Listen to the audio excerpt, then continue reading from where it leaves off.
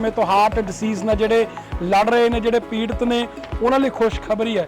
ਖੁਸ਼ਖਬਰੀ ਕਿਉਂ ਆ ਕਿਉਂਕਿ ਬਹੁਤ ਸਾਰੇ ਡਾਕਟਰ ਅੱਜ ਕੱਲ ਸਟੰਟਮੈਨ ਬਣੇ ਹੋਏ ਆ।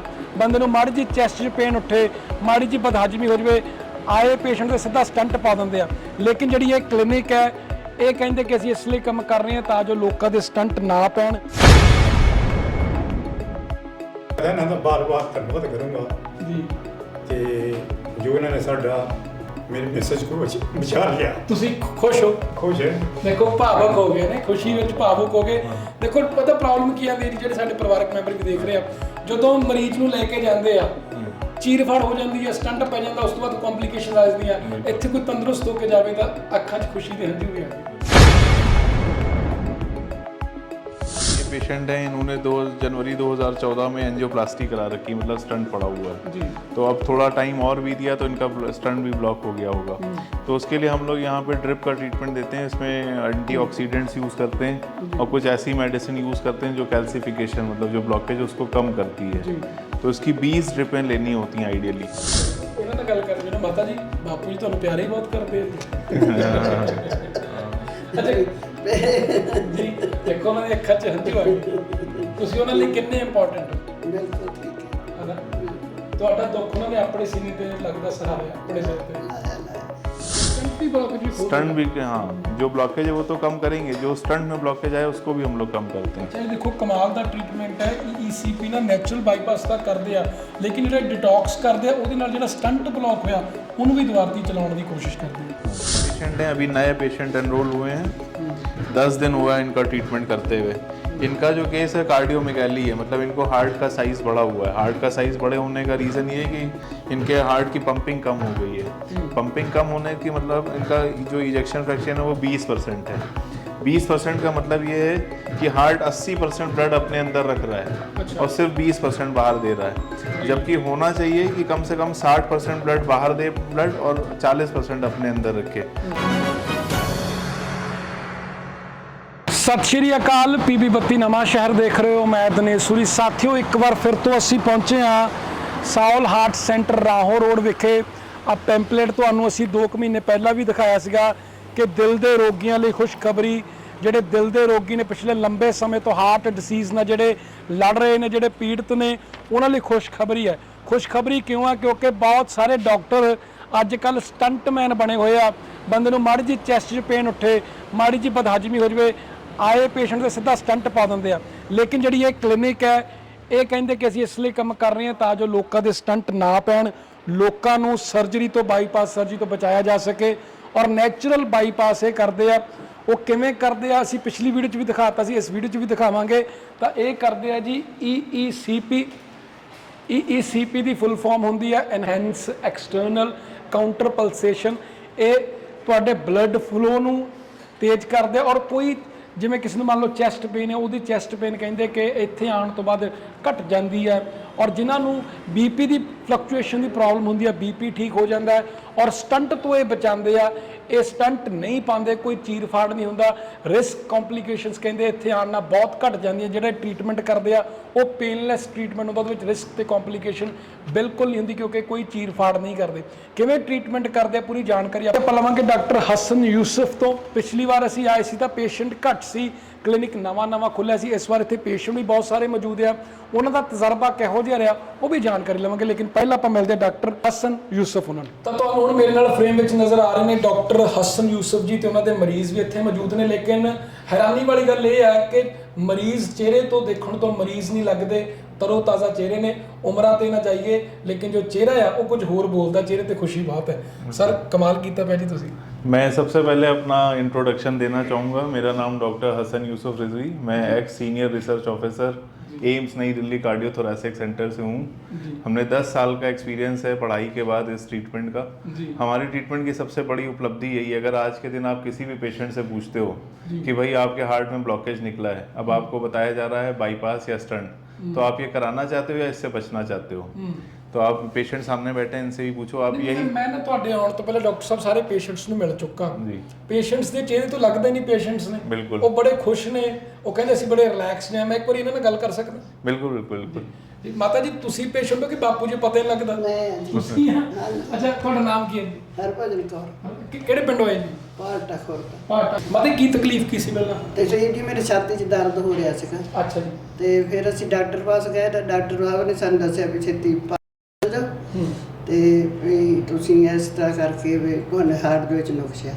ਤੇ ਅਸੀਂ ਫਿਰ ਮੇਰੇ ਬੇਟੇ ਨੇ ਵਿਚਾਰ ਕੀਤੀ ਤਾਂ ਇਹਨਾਂ ਨੇ ਡਾਕਟਰ ਸਾਹਿਬ ਦਾ ਨਾਮ ਤਾਂ ਹੁਣ ਮੈਨੂੰ ਅੱਛਾ, ਤੁਹਾਡੇ ਪਹਿਲਾਂ ਤੁਸੀਂ ਕਿਸੇ ਡਾਕਟਰ ਕੋਲ ਕਿਸੇ ਨੇ ਸਟੰਟ ਤਾਂ ਨਹੀਂ ਪਾਇਆ ਤੁਹਾਡੇ? ਨਹੀਂ ਜੀ ਨਹੀਂ ਸਟਾਰਟ ਬਚਾਅ ਹੋ ਗਿਆ। ਬਚਾਅ ਹੋ ਗਿਆ। ਪਹਿਲੇ ਵਾਰ ਇੱਥੇ ਆ ਗਏ, ਇਹਨਾਂ ਨੂੰ ਮਿਲੇ ਅਸੀਂ ਤੇ ਇਹਨਾਂ ਨੇ ਸਾਨੂੰ ਕਿਹਾ ਵੀ ਤੁਸੀਂ ਕਰਾਓ ਟੈਸਟ ਵਗੈਰਾ ਕਰਾਓ ਤੇ ਅਸੀਂ ਇਲਾਜ ਸ਼ੁਰੂ ਹੋਊਗਾ ਵੀ ਇਸ ਤਰ੍ਹਾਂ ਹੋਊਗਾ। ਮਤਲਬ ਪਹਿਲਾਂ ਤਾਂ ਮਾਤਾ ਜੀ ਮਨ ਘਬਰਾ ਗਿਆ ਹੋਣਾ ਕਿ ਪਤਾ ਨਹੀਂ ਸਟੰਟ ਪੈ ਜਾਣਾ, ਚੀਰ ਫਾੜ ਹੋਣੀ ਹੈ। ਹਾਂਜੀ, ਪਹਿਲਾਂ ਤਾਂ ਅਸੀਂ ਘਬਰਾਏ ਬਹੁਤ, ਜਿਸ ਵਕਤ ਕਿਹਾ ਚਲ ਜਾਓ ਤੇ ਬਾਅਦ ਵਿੱਚ ਫਿਰ ਸਾਡਾ ਬੇਟਾ ਆਇਆ ਤਾਂ ਉਸਨੇ ਵੀ ਡਾਕਟਰ ਸਾਹਿਬ ਨੂੰ ਮਿਲੇ। ਡਾਕਟਰ ਸਾਹਿਬ ਨੇ ਕਿਹਾ ਵੀ ਬੇਟਾ ਤੁਹਾਡਾ ਬਾਹਰੋਂ ਆਇਆ ਕਿ ਇੱਥੇ ਰਹਿੰਦਾ? ਨਹੀਂ, ਬੇਟਾ ਇੱਥੇ ਰੋਡ ਵਿੱਚ ਅੱਛਾ ਜੀ। ਨੌਕਰੀ ਕਰਦਾ ਹੈ। ਠੀਕ ਹੈ ਜੀ। ਤੁਹਾਡੀ ਉਮਰ ਕਿੰਨੀ ਮਾਤਾ ਜੀ? 75 ਸਾਲ। ਅੱਛਾ ਜੀ। ਤੇ ਫਿਰ ਪਹਿਲੀ ਵਾਰ ਤਕਲੀਫ ਆਈ ਸੀ? ਪਹਿਲੀ ਵਾਰ। ਅੱਛਾ ਜੀ। ਬੀਪੀ ਫਲਕਚੁਏਟ ਵੀ ਕੀਤਾ? ਬੀਪੀ ਵੀ ਅੱਗੇ ਪਿੱਛੇ ਹੋਇਆ? ਹਾਂ, ਬੀਪੀ ਅੱਗੇ ਮੇਰਾ ਹੁੰਦਾ ਸੀ, ਅੱਗੇ ਪਿੱਛੇ ਕਦੇ ਵੱਧ ਗਿਆ ਕਦੇ ਘਟ ਗਿਆ। ਹੁਣ ਠੀਕ ਹੈ। ਇੱਥੇ ਕੁੜੀਆਂ 2 ਟਾਈਮ ਮੇਰੇ ਕਰਦੀਆਂ, ਠੀਕ ਹੈ। ਮੇਰੇ 40 ਦਿਨ ਪੂਰੇ ਹੋ ਗਏ। ਅੱਛਾ ਜੀ। ਟ੍ਰੀਟਮੈਂਟ ਦੇ 40 ਦਿਨ ਪੂਰੇ ਹੋ ਗਏ। ਅੱਜ ਆਖਰੀ ਦਿਨ ਸੀ ਜੀ। ਮੈਂ ਤੇ ਫਿਰ ਲਗਾਤਾਰ ਆਏ ਜੀ? ਹਮ ਲਗਾਤਾਰ ਆਏ ਹਾਂ ਜੀ। ਬਾਪੂ ਜੀ, ਮਰੀਜ਼ ਨੂੰ ਤਾਂ ਕਈ ਵੇਲੇ ਨਹੀਂ ਪਤਾ ਲੱਗਦਾ ਜੇ ਆਪਾਂ ਗੱਲ ਕਰੀਏ, ਕਈ ਵੇਲੇ ਵੈਸੇ ਮਾਤਾ ਜੀ ਬਿਲਕੁਲ ਗੱਲ ਸਹੀ ਕਰ ਰਹੇ ਆ। ਤੁਹਾਨੂੰ ਕੀ ਲੱਗਦਾ ਮਾਤਾ ਜੀ ਦੇ ਸਰੀਰ 'ਚ ਜਿਹੜੀ ਕੋਈ ਦਿੱਕਤ ਸੀ ਉਹ 'ਚ ਸੁਧਾਰ ਹੋਇਆ? ਮੈਂ ਪਹਿਲੇ ਤਾਂ ਸਾਡੇ ਸਤਿਕਾਰਯੋਗ ਡਾਕਟਰ ਯੂਸਫ ਜੀ ਸੋਲ ਹਸਪੀਟਲ ਦੇ ਸੀਨੀਅਰ ਡਾਕਟਰ ਸਾਹਿਬ ਜੀ, ਮੈਂ ਇਹਨਾਂ ਦਾ ਬਹੁਤ ਧੰਨਵਾਦ ਕਰਦਾ ਹਾਂ ਜੋ ਕਿ ਮੇਰੀ ਮਿਸੇਜ ਹਰਭਜਨ ਕੌਰ ਦਾ ਜੋ ਇਲਾਜ ਕੀਤਾ ਇਹਨਾਂ ਨੇ ਜੀ, ਉਹ ਬਿਲਕੁਲ ਬਹੁਤ ਸੋਹਣੇ ਢੰਗ ਨਾਲ ਜੀ। ਕੀਤਾ। ਅਸੀਂ ਅੱਜ ਬਿਲਕੁਲ ਖੁਸ਼ ਹਾਂ ਜੀ। ਜੋ सुधार है जी? सुधार क्या, बिल्कुल खुश हैं। अच्छा जी। बिल्कुल सही है। आज ही 40 दिन के बाद डॉक्टर साहब के पास से जा रहे हैं जी। तो जो इतने का स्टाफ है जी, लेडी स्टाफ वो भी बहुत अच्छा है, कोऑपरेटिव है कोऑपरेट बहुत बढ़िया इलाज। तो मैं तो इन्हों का बार बार धन्यवाद करूँगा जी। तो जो इन्होंने साडा मेरी मैसेज को बचा लिया। ਤੁਸੀਂ ਖੁਸ਼ ਹੋ? खुश है। ਦੇਖੋ ਭਾਵੁਕ ਹੋ ਗਏ ਨੇ, ਖੁਸ਼ੀ ਵਿੱਚ ਭਾਵੁਕ ਹੋ ਗਏ। ਦੇਖੋ ਪਤਾ ਪ੍ਰੋਬਲਮ ਕੀ ਆਉਂਦੀ ਹੈ ਜੀ, ਜਿਹੜੇ ਸਾਡੇ ਪਰਿਵਾਰਕ ਮੈਂਬਰ ਵੀ ਦੇਖ ਰਹੇ ਆ, ਜਦੋਂ ਮਰੀਜ਼ ਨੂੰ ਲੈ ਕੇ ਜਾਂਦੇ ਆ ਚੀਰ ਫਾੜ ਹੋ ਜਾਂਦੀ ਹੈ, ਸਟੰਟ ਪੈ ਜਾਂਦਾ, ਉਸ ਤੋਂ ਬਾਅਦ ਕੌਮਪਲੀਕੇਸ਼ਨਸ ਆ ਜਾਂਦੀਆਂ। ਇੱਥੇ ਕੋਈ ਤੰਦਰੁਸਤ ਹੋ ਕੇ ਜਾਵੇ ਤਾਂ ਅੱਖਾਂ 'ਚ ਖੁਸ਼ੀ ਦੇ ਹੰਝੂ ਵੀ ਆ ਗਏ। बिल्कुल बिल्कुल। मैं थोड़ा सा माता जी के बारे में बताना चाहूँगा। जब ये मेरे पास आए हैं तो इनका एंजियोग्राफी हो चुका था। डॉक्टरों ने इनको स्टंट के लिए बोला था। माइनर टू मेजर के बीच में हार्ट अटैक चल रहा था इनका, ट्रॉप टी पॉजिटिव था। तो हमने इनको पहले तो इमरजेंसी ट्रीटमेंट दिया, इनको स्टेबलाइज करा पूरी तरीके से। फिर इनको हमने ट्रीटमेंट दिया ईसीपी मशीन का, उसमें हमने 40 सेटिंग्स दी जिससे हार्ट में नया चैनल बनता है जो एक बाईपास का काम करता है। और उसके साथ हमने इनको डिटॉक्स की थेरापीज दी, आईवी इन्फ्यूजन दिए जिससे इनका ब्लॉकेज कुछ हद तक कैल्शिफिकेशन ड्रिप भी लगती है? ड्रिप में लगती है, जैसे जैसे ग्लूकोज चढ़ता है उसी तरीके से आईवी इन्फ्यूजन लगाते हैं। उससे कैल्सिफिकेशन जो होता है उसको थोड़ा सा सॉफ्ट करते हैं, कम करते हैं। तो 40 दिन का आज माता जी का ट्रीटमेंट खत्म हुआ। अब ये अपने हार्ट अटैक की कंडीशन से बिल्कुल उभर चुके हैं, नए रास्ते इनके हार्ट में बन चुके हैं। बीपी ਦੇ ਕੀ ਹਾਲਾਤ ਨੇ? बीपी भी बिल्कुल नॉर्मल आ गया, सारे पैरामीटर्स नॉर्मल हैं इनके। ਠੀਕ ਹੈ।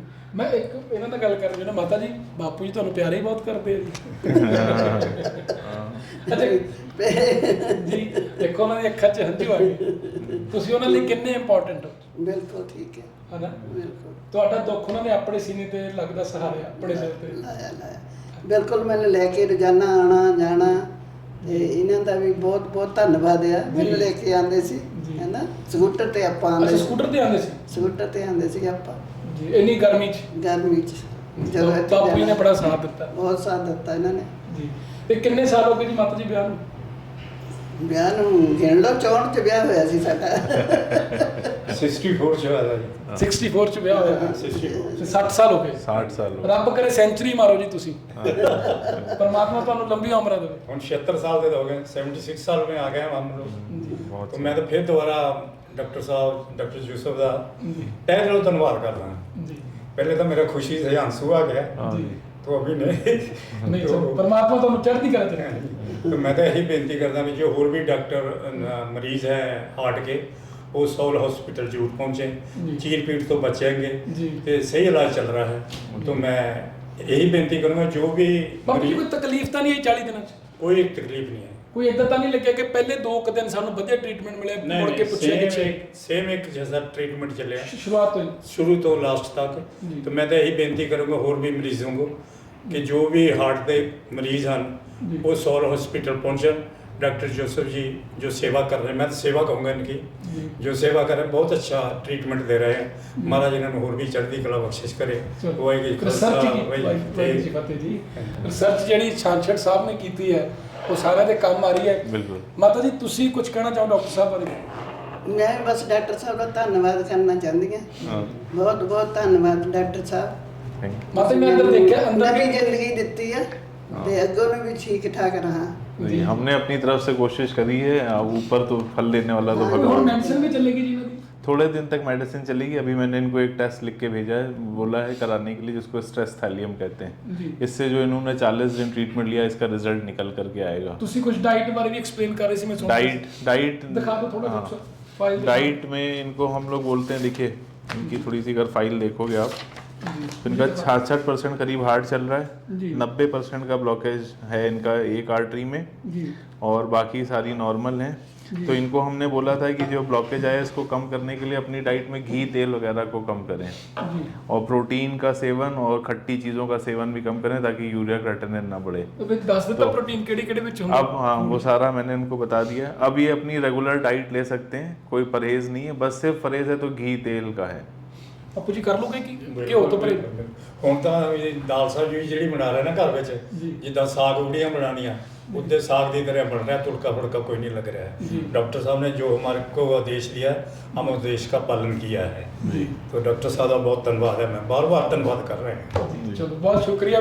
और मैं डॉक्टर साहब अंदर ਤੁਹਾਡੇ ਆਉਣ ਤੋਂ ਪਹਿਲਾਂ ਦੇਖ ਕੇ ਆਇਆ डिटॉक्सेशन ਜਿਹੜਾ ਤੁਹਾਡਾ ਰੂਮ ਹੈ ਉਹਦੇ ਅੰਦਰ LED ਵੀ ਲੱਗੀ ਹੈ, ਮਾਤਾ ਜੀ ਦਾ ਆਪਣਾ ਫਿਰ ਮਨਪਸੰਦ ਚੈਨਲ ਵੀ ਦੇਖ ਰਹੇ ਸੀ। ਗੁਰਬਾਣੀ ਚੈਨਲ ਚੱਲਦਾ ਰਹਿੰਦਾ ਹੈ, ਗੁਰਬਾਣੀ ਚੈਨਲ ਚੱਲਦਾ ਹੈ ਜੀ। ਡਾਕਟਰ ਸਾਹਿਬ ਚਲਿਏ ਆਪਾਂ ਦੂਜੇ ਰੂਮ 'ਚ ਚੱਲੀਏ। हाँ जी ਅਸੀਂ ਹੁਣ ਡਿਟੌਕਸ ਰੂਮ ਵਿੱਚ ਆ ਗਏ। ਪਿਛਲੀ ਵੀਡੀਓ 'ਚ ਅਸੀਂ ਤੁਹਾਨੂੰ ECP ਰੂਮ ਦਿਖਾਇਆ ਸੀਗਾ। ਡਿਟੌਕਸ ਰੂਮ ਕਿਵੇਂ ਕੰਮ ਕਰਦਾ ਉਹਦੇ ਬਾਰੇ ਜਾਣਕਾਰੀ ਡਾਕਟਰ ਸਾਹਿਬ ਤੋਂ ਲਵਾਂਗੇ। ਡਾਕਟਰ ਸਾਹਿਬ ਪਿਛਲੀ ਵੀਡੀਓ 'ਚ ਆਪਾਂ ECP ਰੂਮ ਦਿਖਾਤਾ ਸੀ। हाँ जी डिटॉक्स रूम के अंदर किਵੇਂ ट्रीटमेंट करते हो जी? सबसे पहले जो हम लोग इसमें ट्रीटमेंट करते हैं उसमें करते हैं कि जैसे आप देखते हो पेशेंट्स को ब्लॉकेजेस आते हैं। अब जैसे ये पेशेंट हैं, इन्होंने 2 जनवरी 2014 में एंजियोप्लास्टी करा रखी है, मतलब स्टंट पड़ा हुआ है जी। तो अब थोड़ा टाइम और भी दिया तो इनका स्टंट भी ब्लॉक हो गया होगा। तो उसके लिए हम लोग यहाँ पे ड्रिप का ट्रीटमेंट देते हैं। इसमें एंटीऑक्सीडेंट्स यूज़ करते हैं और कुछ ऐसी मेडिसिन यूज़ करते हैं जो कैल्सिफिकेशन मतलब जो ब्लॉकेज उसको कम करती है। तो इसकी 20 ड्रिपें लेनी होती हैं आइडियली। उसमें टाइट्रेशन होता है डोज का, मतलब टाइट्रेशन से मतलब ये कि हम पहले लोअर डोज से चलते हैं, धीरे धीरे जैसा ब्लॉकेज उसके हिसाब से मेडिसिन की डोजिंग को बढ़ाते जाते हैं। तो टाइटर करने के बाद 20 दिनों तक हम इनको मतलब 20 इनको हमने इन्फ्यूजन देना है। वो हम डिसाइड करते हैं कि बॉडी को देखते हुए, बॉडी के और जो इनके सिम्टम्स आ रहे हैं उसको देखते हुए कि एक पेशेंट को कितनी ड्रिपें देनी है। सर पर एक सवाल है कि ਜਿਹੜਾ ਸਟੰਟ ਪਾਉਂਦੇ ਆ ਉਹਦਾ ਲਾਈਫ ਟਾਈਮ ਕਿੰਨਾ ਹੁੰਦਾ? लाइफ टाइम देखिए स्टंट जो हमारा खान पीन है उसके ऊपर सब कुछ डिपेंड करता है। अगर मान ली हमने स्टंट डलाया, हमने अपना खान पान सही रखा तो काफ़ी टाइम तक चल जाता है। लेकिन हमने देखा है कि पेशेंट इतनी फॉलो नहीं कर पाते हैं, राइट। आजकल हमारा लाइफस्टाइल हाँ ऐसा ही है। लेकिन हमारा ट्रीटमेंट तकलीफ आई है। हाँ अब इनको 10 साल के बाद आई है। तो जो जी जो कैल्सिफिकेशन उसको हम कम कर रहे हैं ताकि इनके आगे के 10 साल कम से कम और अच्छे निकलें विदाउट एनी। ये नेचुरल बाईपास है? बिल्कुल नेचुरल बाईपास तो मशीन से करते हैं। ये हम जो है इनको जो ब्लॉकेज कैल्सिफिकेशन जो इनको स्टंट पर भी आ गई होगी। अच्छा स्टंट भी ब्लॉकेज? स्टंट भी हाँ जो ब्लॉकेज है वो तो कम करेंगे, जो स्टंट में ब्लॉकेज आए उसको भी हम लोग कम करते हैं। अच्छा देखो कमाल ਦਾ ट्रीटमेंट है। ECP ना ਨੈਚੁਰਲ ਬਾਈਪਾਸ ਤਾਂ ਕਰਦੇ ਆ ਲੇਕਿਨ ਜਿਹੜਾ ਡਿਟੌਕਸ ਕਰਦੇ ਆ ਉਹਦੇ ਨਾਲ ਜਿਹੜਾ ਸਟੰਟ ਬਲੌਕ ਹੋਇਆ ਉਹਨੂੰ ਵੀ ਦੁਬਾਰਾ ਚਲਾਉਣ ਦੀ ਕੋਸ਼ਿਸ਼ ਕਰਦੇ ਆ। हाँ जी जी तो सर सारी फाइल बनती है, पूरा डाटा ਤੁਹਾਡੇ ਕੋਲ ਹੁੰਦਾ? पूरा सारा पेशेंट की डाटा लेते हैं हम लोग। अब इसमें जो हमारा जो पूरी हिस्ट्री उसी के हिसाब से जो ये डोज है, देखो आप हर पेशेंट की आपको दिखने में बोतल एक जैसी लगेगी लेकिन जो उसके अंदर दवाई का कंटेंट है, जो उसकी इंटेंसिटी और फ्रीक्वेंसी है वो सारे पेशेंट्स की अलग अलग है। दवाई इन हाउस ही मिल जाती है? हाँ जी यहाँ इन हाउस होगी है, ਤੁਸੀਂ ਪ੍ਰੋਵਾਈਡ ਕਰੋ? हम ही प्रोवाइड करते हैं। ਤੇ ਉਹਦਾ ਕੋਈ ਐਕਸਟਰਾ ਚਾਰजेस ਵੀ ਹੁੰਦੇ डिटॉक्स ਦੇ?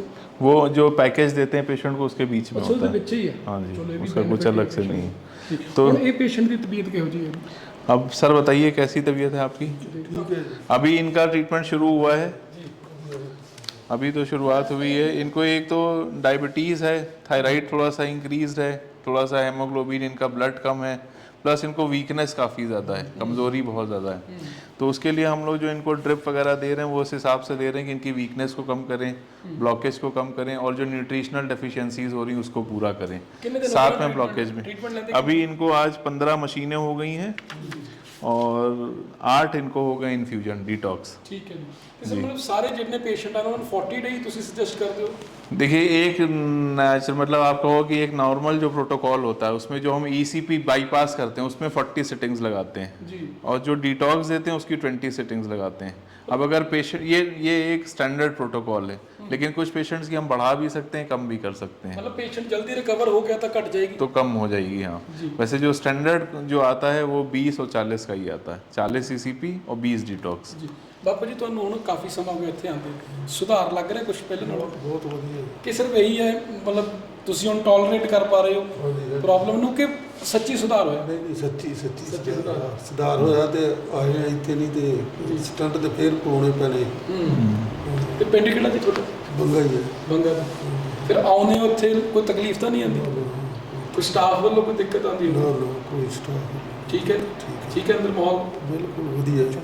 तरसेम सिंह जी, हाँ जी, ये हमारे एक पेशेंट हैं जो यहाँ दुबई में रहते हैं। अच्छा जी। उनके रेफरेंस से ही आए हैं, उनको देख करके कि उनका 45% पहले हार्ट चलता था जी। फिर उन्होंने 40 दिन का यहाँ ट्रीटमेंट लिया। अभी दुबई में काम करते हैं, मैकेनिकल काम करते हैं, मैकेनिक का मिले थे उन्हें यहाँ। तो उनका 45 से 65% हो गया था। अच्छा। तो उससे मोटिवेट होकर के ये आए यहाँ पर हमारे पास। तो अब इनका ट्रीटमेंट चल रहा है यहाँ पे। इन्हें तो मैं जानकारी ली, इन्हें तो रीसेंटली जो स्टंट पे उस तो बाद फिर बहुत जल्दी दिक्कत आ गई। हाँ, क्योंकि कैल्सिफिकेशन स्टंट एक हल नहीं है, मैं यही कहता हूँ कि ब्लॉकेजेस मल्टीपल होते हैं जी। अब जहाँ पे सर्जन्स जो होते हैं वो जो जहाँ पे अलार्मिंग है, जहाँ पे ब्लॉकेज ज़्यादा है वहाँ पर तो कर देंगे ट्रीटमेंट, लेकिन जो थोड़ी सी जहाँ पे माइल्ड कैल्सिफिकेशन होता है वो छोड़ देते हैं। तो आगे चल करके थोड़े दिनों में वहाँ ब्लॉकेज आ जाता है। तो हम लोग क्या करते हैं, हम पूरे हार्ट पे काम करते हैं। जो हमारी ECP मशीन है वो पूरे हार्ट को, तीनों कोरोनरीज को कवर करती है। तो उससे तो हम नेचुरल बाईपास कर देते हैं और जो आप ये ड्रिप देख रहे हो इससे जो इनको ब्लॉकेज आए कैल्सिफिकेशन उसको भी कम करते हैं। हैरानी वाली गल ये है कि जब इधर गल करिए ना 10 साल बाद स्टंट च प्रॉब्लम है, इन्हें तो चंद महीने बाद चंद हफ्ते बाद ही प्रॉब्लम आ गई है। क्योंकि हाँ जी 3 महीने बाद 3 महीने बाद आ गया, मतलब 12 हफ्ते बाद आ गई। वो डिपेंड करता है कि किस तरीके से स्टंट डाला गया और दूसरा पेशेंट का खान पीन कैसा है, इस पर डिपेंड करता है, लाइफ स्टाइल कैसा है। अब जैसे बहुत से पेशेंट्स होते हैं जो खाने पीने का बहुत परहेज़ करते हैं अपना, तो उनका 3 महीने ਵਿੱਚ ਹੀ ਤਾਂ ਕੋਈ ਪੇਸ਼ੈਂਟ ਜਿਹੜਾ ਖਾਣ ਪੀਣ ਖਰਾਬ ਨਹੀਂ ਹੋਏਗਾ ਨਾ। 3 ਮਹੀਨੇ ਦਾ ਪਰਹੇਜ਼ ਕਰਦੀ ਹੈ ऑपरेट ਤੋਂ बाद।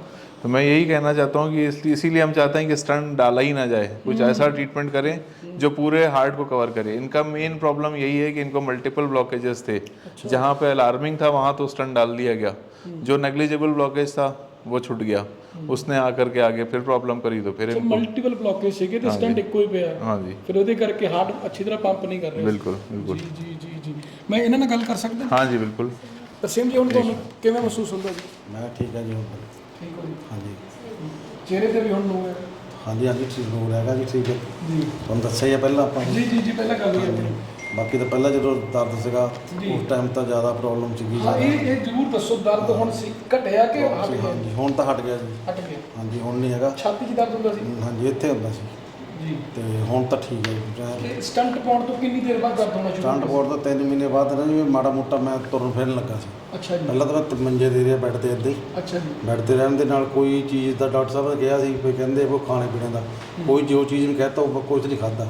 ਮਤਲਬ ਜਿੱਦੋਂ ਪਹਿਲਾਂ ਟ੍ਰੀਟਮੈਂਟ ਕਰਾਇਆ ਸੀ ਉਹਨੇ ਕੀ ਦਿੱਤਾ ਗਿਆ ਸੀ? ਹਾਂਜੀ ਜੋ ਵੀ ਚੀਜ਼ ਕਹੀ ਮੈਂ ਉਹ ਕੁਝ ਖਾਦਾ ਨਹੀਂ। ਪਰਹੇਜ਼ ਕੀਤਾ? ਹਾਂਜੀ ਪੂਰਾ ਪਰਹੇਜ਼ ਕਰਕੇ ਫਿਰ ਜਦੋਂ ਤੁਰਨ ਫਿਰਨ ਲੱਗਾ ਉਹ ਤੋਂ ਬਾਅਦ ਵਿੱਚ ਫਿਰ ਥੋੜਾ ਬੋੜਾ ਮੇਰੇ ਫਿਰ ਨਾ ਦਰਦ ਹੋਣ ਲੱਗਿਆ। ਉਹਨਾਂ ਵੀ ਕਿੰਨਾ ਜਿੰਨਾ ਆਪਾਂ ਇੱਥੋਂ ਆਪਣੀ ਗੱਡੀ ਸੜਕ ਤੱਕ ਜਾਈਏ ਇੰਨਾ ਤੁਰਨਾ ਮੇਰੇ ਦਰਦ ਹੋਣ ਲੱਗ ਪਿਆ। 100 ਮੀਟਰ ਵੀ ਨਹੀਂ ਜਾ ਹੁੰਦਾ ਸੀ? ਨਾ ਜੀ ਦੇਖ ਲਓ ਕਿੰਨਾ ਗੱਡੀ ਦੂਏ ਤੱਕ ਸੜਕ ਤੱਕ 50 ਮੀਟਰ ਲਓ। ਹਾਂਜੀ ਤੇ ਉਹ ਤੋਂ ਬਾਅਦ ਵਿੱਚ ਫਿਰ ਸਾਨੂੰ ਅਸੀਂ ਸੋਚਦੇ ਸੀ ਕਿ ਵੀ ਚਲੋ ਵੀ ਹੁਣ ਕੀ ਕਰੀਏ। ਫਿਰ ਦੁਬਾਰਾ ਉਹਨਾਂ ਕੋਲ ਡਾਕਟਰ ਸਾਹਿਬ ਕੋਲ ਮੈਂ ਗਿਆ। ਉਹਨਾਂ ਨੇ ਸਾਡੀ ਫਿਰ ਇੰਡੋਸਕੋਪੀ ਕਰਨੀ ਸੀ, ਕਹਿੰਦੇ ਵੀ ਦੇਖੀ ਚੈੱਕ ਕਰਨਾ ਸੀ। ਉਹਨੂੰ ਚੈੱਕ ਕੀਤਾ ਤਾਂ ਕਹਿੰਦੇ ਤੁਹਾਡੇ ਕਚਰਾ ਨਾ ਪੈਪ 'ਚ ਆ ਗਿਆ। ਕਚਰਾ? ਹਾਂਜੀ ਪੈਪ 'ਚ ਕਚਰਾ ਆ ਗਿਆ ਜੀ। ਉਹਨਾਂ ਨੂੰ ਪੁੱਛਿਆ ਸੀ, ਮੈਂ ਕਹਿੰਦਾ ਕੋਠੇ ਸੁੱਕਣੇ ਪਾਇਆ ਸਟੰਟ? ਤਾਂ ਹਾਂਜੀ ਦੱਸਿਆ। ਮੇਰੇ ਨਾਲ ਨਹੀਂ ਗੱਲ ਹੋਈ ਜੀ, ਸਾਡੇ ਉਹ ਬਹੂ ਸੀ ਉਹਨਾਂ ਨਾਲ ਗੱਲ ਹੋਈ ਸੀ, ਮੇਰੇ ਨਾਲ ਨਹੀਂ ਗੱਲ ਹੋਈ ਸੀ।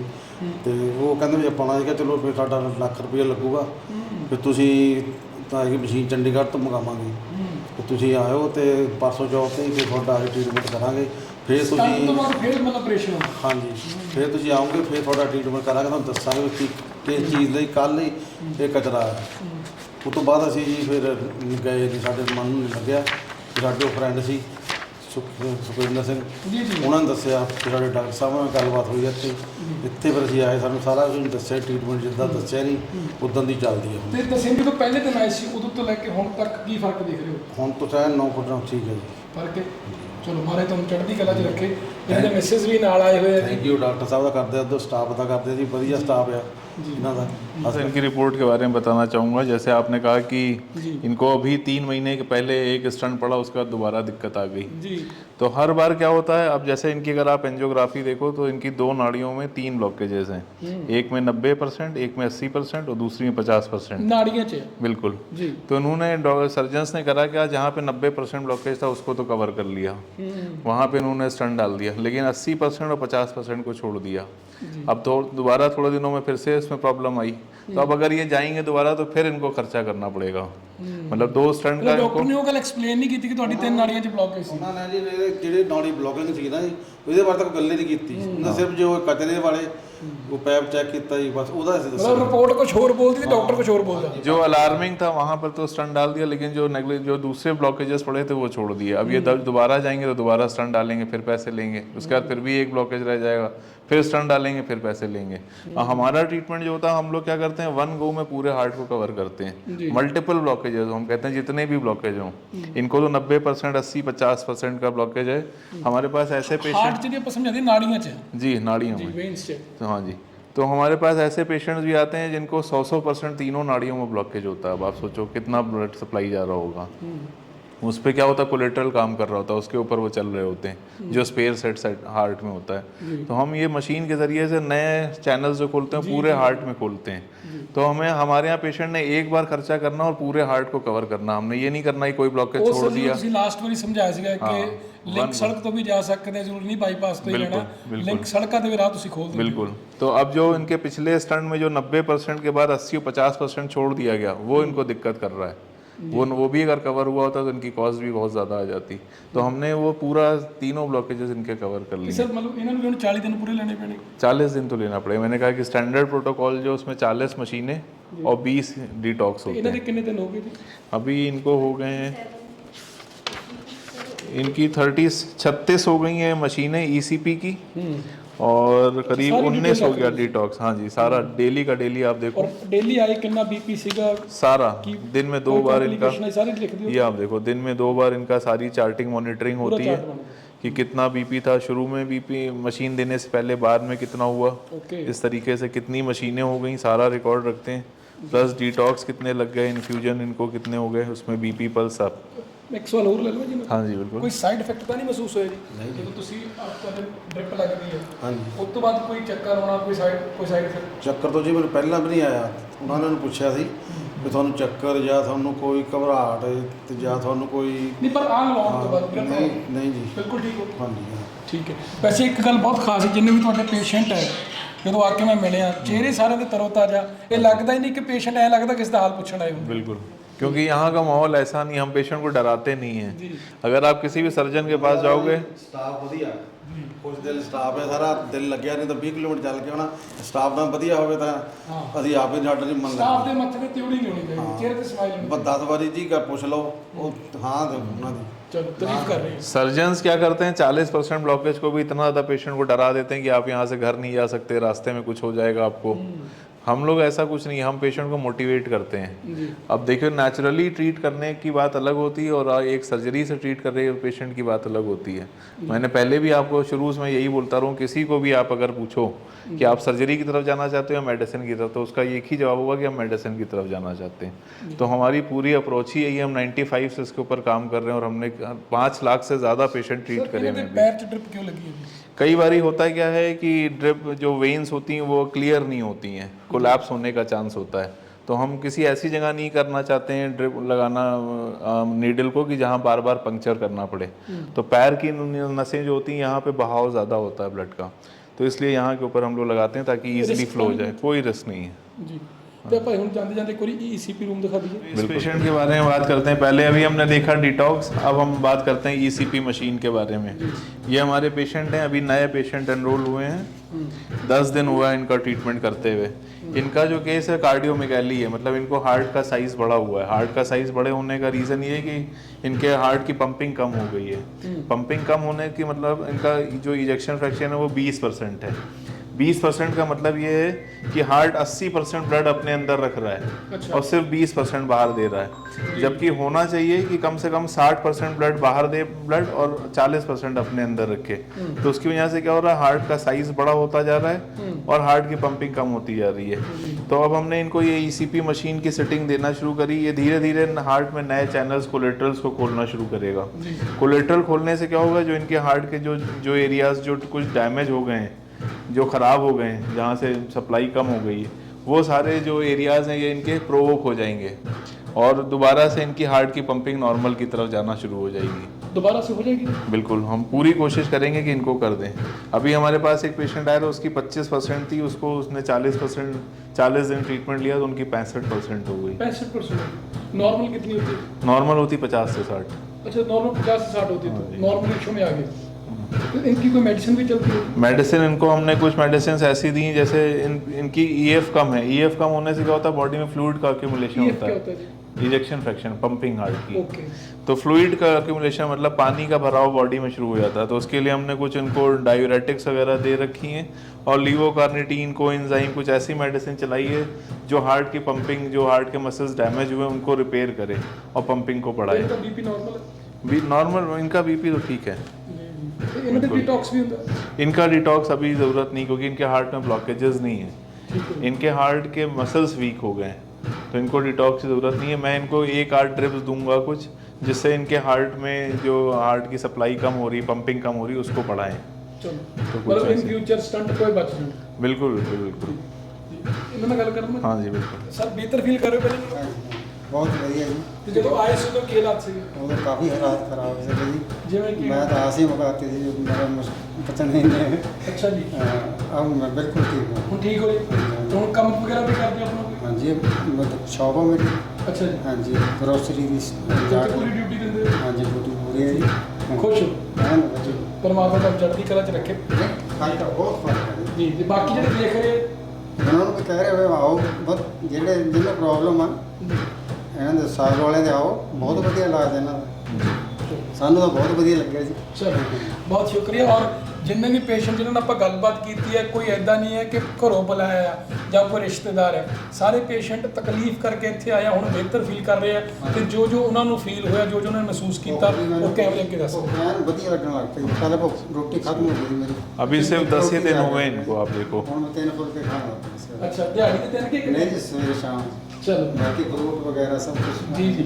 ਤੇ ਸਰ ਇਹਨਾਂ ਦੀ ਵੀ ਹੁਣ ਸਟੈਂਡਰਡ ਸਾਈਜ਼ ਜਿਹੜਾ ਟ੍ਰੀਟਮੈਂਟ ਚੱਲੇਗਾ, ਸਟੈਂਡर्ड ट्रीटमेंट चलेगा? देखिए इनके हार्ट में ब्लॉकेजेस नहीं है, मतलब इनके अब कई बार हार्ट की पंपिंग कम होती है। उसके 2-3 रीज़न होते हैं। एक तो रीज़न होता है कि हार्ट में ब्लॉकेजेस हो, तो इनके हार्ट में ब्लॉकेज नहीं है। दूसरा रीज़न होता है हार्ट के मसल्स वीक हो जाएं या हार्ट का साइज़ बढ़ जाए। तो इनके हार्ट के मसल्स वीक हो गए और हार्ट का साइज़ बढ़ गया है, तो इस वजह से हम इनको ट्रीटमेंट दे रहे हैं। इसलिए इनको ज़रूरत नहीं है डिटॉक्स की। थेरेपी की नहीं चलेगी? थेरेपी इनको 40 लेनी 40 पड़ेगी। हाँ, ECP 40 लेनी पड़ेगी, वो मिनिमम है कम से कम। ਬਹੁਤ ਸ਼ੁਕਰੀਆ ਸਰ। ਅਸੀਂ ਸਾਡੇ ਜਿਹੜੇ ਪਰਿਵਾਰਕ ਮੈਂਬਰ ਨੂੰ ਦੱਸਦੇ, ਤੁਹਾਨੂੰ ਪੂਰਾ ਦਿਖਾਤਾ ਕਿ ਕਿਵੇਂ ਟ੍ਰੀਟਮੈਂਟ ਕਰਦੇ ਆ। ਜਿਨ੍ਹਾਂ ਦੇ ਪਹਿਲਾ ਸਟੰਟ ਪਏ ਹੋਏ ਆ, ਉਹਨਾਂ ਦੇ ਸਟੰਟ ਨੂੰ ਵੀ ਦੁਬਾਰਾ ਤੇ ਚਲਾਉਣ ਦੀ ਕੋਸ਼ਿਸ਼ ਕਰਦੇ ਆ, ਔਰ ਜਿਨ੍ਹਾਂ ਨੂੰ ਤਾਜ਼ੀ ਪ੍ਰੋਬਲਮ ਆਈ ਆ, ਉਹਨਾਂ ਨੂੰ ਵੀ ਬਚਾਉਣ ਦੀ ਕੋਸ਼ਿਸ਼ ਕਰਦੇ ਤਾਂ ਜੋ ਉਹਦੇ ਸਟੰਟ ਨਾ ਪੈਣ। ਤੁਸੀਂ ਡਾਕਟਰ ਸਾਹਿਬ ਨੂੰ नवा शहर राहों रोड पे आके मिल सकते। सर कोई एड्रेस कंफर्म कर दो। एक ये राहों रोड के ऊपर गन प्लाजा है, इसमें हमारा ग्राउंड फ्लोर के ऊपर है सावल हार्ट क्लिनिक के नाम से। हम मंडे टू सैटरडे काम करते हैं 9 से 5। तो उसमें आप मिल बहुत सकते ज़्यादा इमरजेंसी हो फिर? इमरजेंसी अगर ज़्यादा होगी तो हम उसमें उस केस में इमरजेंसी भी देख लेते हैं, लेकिन अगर ज़्यादा एक्यूट है, क्योंकि ये क्लिनिक है, ये हॉस्पिटल नहीं है, तो हमें रेफ़र करना पड़ता है जी। हम पेशेंट को एक बार स्टेबल करके किसी बड़े हॉस्पिटल में रेफ़र कर देते हैं जी। तो जे पेशेंट को लग रहा है कि लॉन्ग टर्म तो क्रॉनिक डिसीज चल रही हो, तो आके मिल सकता है? बिल्कुल मिल सकता है, बिल्कुल। जब नवी शुरू हुई हो भी आ सकता है? बिल्कुल शुरू मिल सकता है। बहुत शुक्रिया, बहुत थैंक यू। बने रहना, विगत नवा शहर छोटी नहीं सुनी, कैमरा पर्सन को इजाजत दो। बहुत बेहतर होंगे। सत श्री अकाल।